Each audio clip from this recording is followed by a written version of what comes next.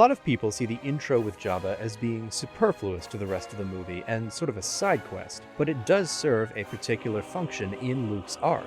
We first see Luke as a holo message, where he's so oddly serene compared to how he's been the last two films. There isn't much to go off of from this message as far as characterization is concerned, beyond, whoa, Luke seems different, what's he up to? When he first shows up in person, though, well.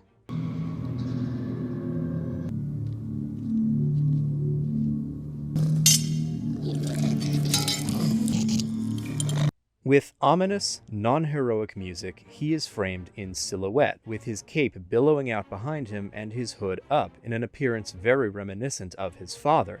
And the first thing he does when he's confronted is force choke some Gamorreans. And just to remind everyone, this whole scheme is Luke's plan. I'm taking care of everything. Oh.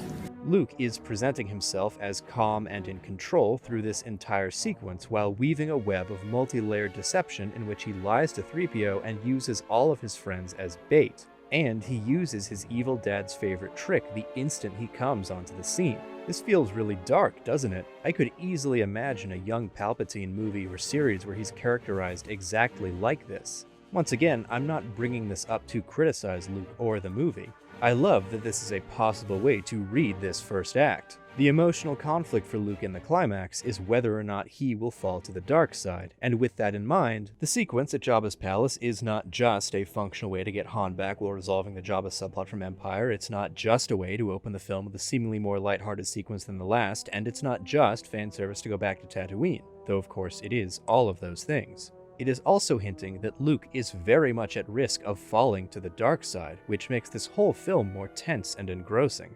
Yes, the beginning is framed as fun and heroic, and knowing how the film ends and how the character has been generally perceived for the subsequent 30 years, it is tempting to only view it through that lens. But I think ignoring its presentation of Luke's darkness really does the film a disservice. It removes tension from the climax and makes the first third feel less justified.